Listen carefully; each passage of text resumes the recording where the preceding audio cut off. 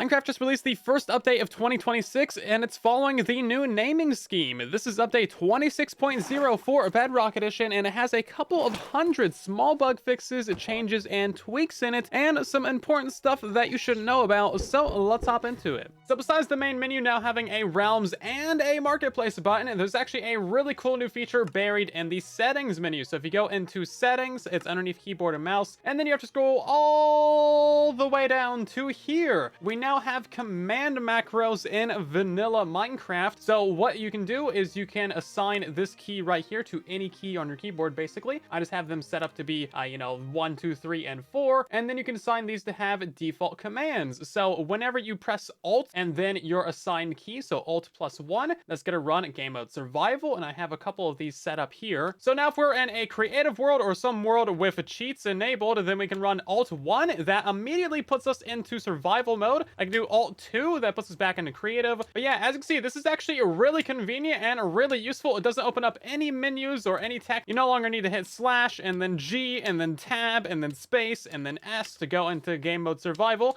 You can just do one of these little hotkeys right here, which is pretty sweet. Now, even though it's considered a command hotkey, you'll notice that my hotbar is still switching because I'm pressing 1 and 2. So maybe there's some conflicts that you might want to worry about there. This is actually really helpful and actually pretty sweet, and I genuinely like this a lot. I'm gonna have like a million of these set up. You can actually only have 10 macros set up. There was also a mistake in the change logs for this update saying that hostile baby mobs have had a redesign. However, hostile baby mobs have not had any redesigns as of yet, and those redesigns are in the next update. They're not in today's update. However, you can play with them in experimental mode if you want to. So maybe this is an Easter egg that they're gonna redo the hostile baby mobs. Also, all of my skin packs are just gone, so I guess I'll just be this pig-o for today. I only bring this up because some things have been migrated. So if you're playing on Windows 10 Edition, some of your resource packs and behavior packs were probably still in the old UWP file locations, and they did not get migrated successfully to the GDK file locations. If you don't know what that means, don't worry about it. It's complicated. Yeah, basically you might need to reinstall your skin packs or go dig into your files, find them, and migrate them to the new locations. I'll have some pinned information down below about how to do that. Hey, so you guys know that years-old bug where teleporting through an gateway would put you directly into the void? Yeah, well, they fixed that for like the 5th time, so it's definitely fixed for real this time. You never need to worry about an in-city gateway putting you at 000 underneath the main in fountain or just directly in the void. I'm sure they fixed it for real this time, guys. It's definitely not like the 5th time they've done it. But yeah, for now, end gateways are, in theory, reliable. So good news for everybody who hates drowns. The drowns that are now riding Nautiluses can actually control the Nautilus themselves. Previously, it was the Nautilus that was controlling them. So this is helpful for drown farms, of which I will have a new one releasing soon because the Nautilus kind of breaks old drown farms because they just don't really do what they should. Now, something else that you guys should absolutely love is that baby drowns can actually hold tridents now. And yeah, they're gonna mess you up. He's so adorable and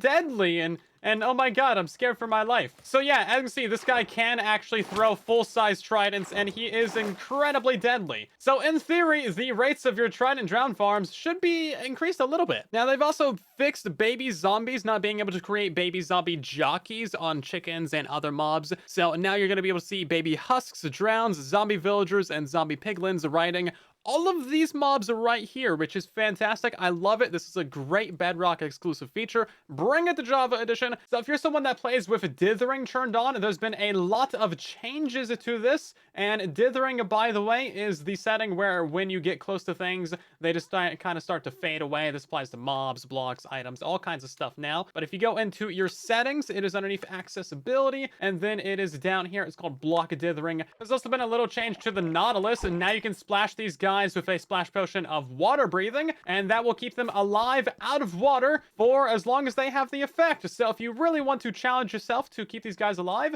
you could give them some water breathing and then ride them across the nether or something. I don't know. There's also been a change to the baby zombie horses. So these guys can no longer be ridden. That's right. You used to be able to ride them. And they can also no longer be equipped with armor or with saddles, unfortunately. Now, there was a single beta where these guys would actually spawn in survival mode along with the adult zombie horses. So there's a very slim chance that you got these in your survival world, but they can no longer be ridden, which is unfortunate. Now, I definitely think that they should come to survival mode. There's no reason why we can't have the baby zombie horses or the baby skeleton horses in survival mode. There's also been some other changes to horse armor. So now golden horse armor does not provide any armor toughness. Diamond horse armor now gives you +2. Netherite is a +3. And the same changes apply to the Nautilus armor as well. So now the diamond is +2 and the netherite is +3. Now, they made some changes to potion effects in this update. So you'll notice that our effect in the upper right has a little blue outline around it, or in this menu, and that means that it's a primary effect like from a beacon. So this isn't really running out. But if we have a potion effect also for swiftness, you can see that blue outline goes away,